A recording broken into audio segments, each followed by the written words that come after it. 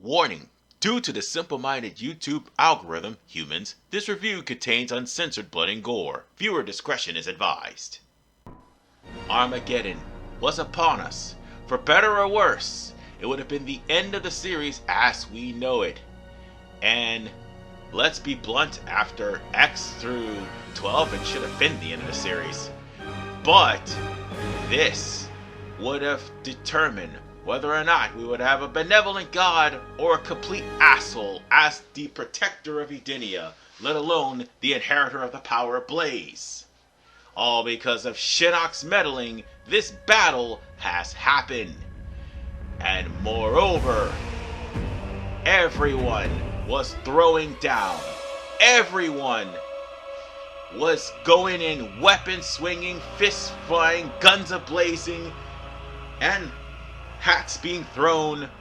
It was chaos. It was anarchy. It was the best goddamn cinema you could ever possibly get for the 3D era.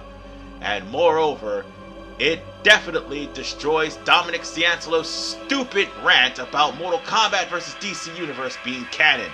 Fuck that guy, seriously. But whatever the case, everyone fought.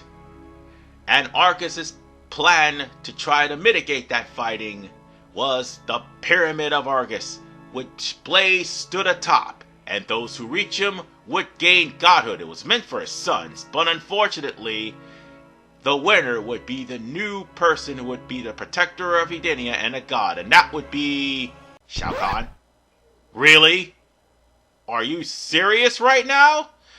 Yeah, Argus fucked up. Well, Raiden's not the only god of useless. In other words, well, we fucked up, so go back! Go back! Go back, seriously! And folks, this is the start of the Netherrealm era of Mortal Kombat. Mortal Kombat 9, or Mortal Kombat 2011. We'll be going over the pros and cons as we do the time warp again. So get your He Who Must Wins, and get your fatality ready, because we're doing this review. With that said, let's go!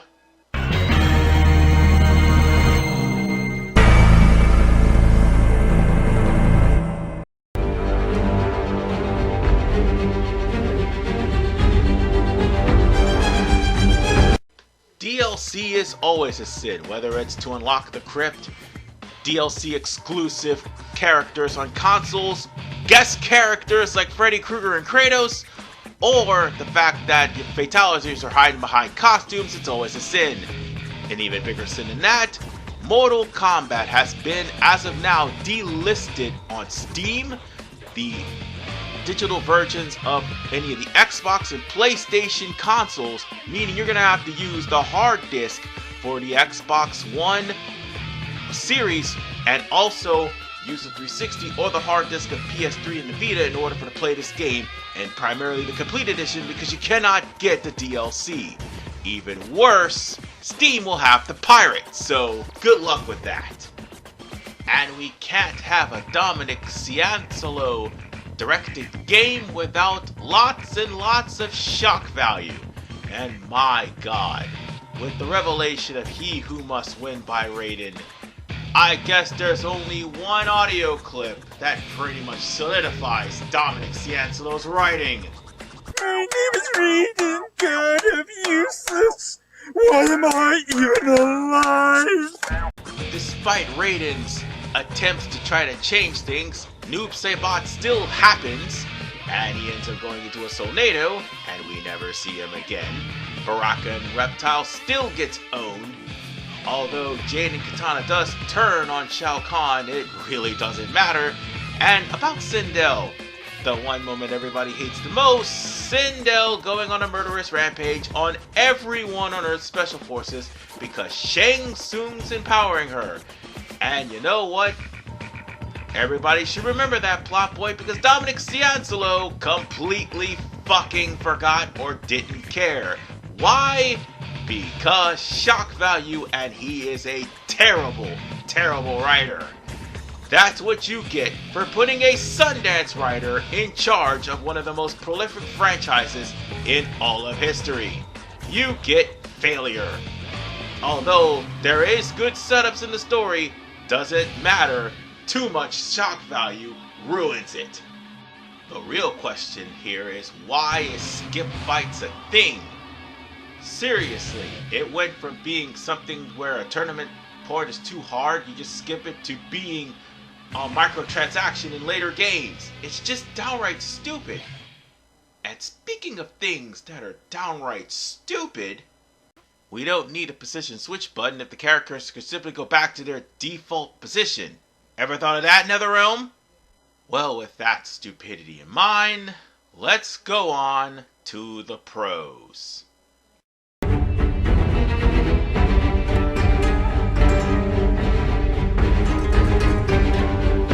You can't talk about Mortal Kombat without talking about the fatalities, and for the first time in the Mortal Kombat franchise, a fatality tutorial is in the game.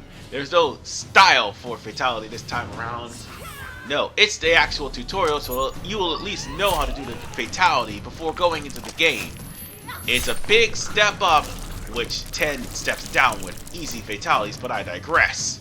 And then, it's also the inclusion of fatalities. Enjoy them while you can, because they're hilarious in all aspects, and moreover, you can do that to the bosses. The thing of the matter is, you gotta meet prerequisites in order for that to happen. And that's what you're going to be shooting for the game, because after all, you probably got to do it at a high difficulty. But whatever the case, for every other combatant, you just push a button combination and meet a prerequisite, and you'll turn them into a baby and see hilarious results.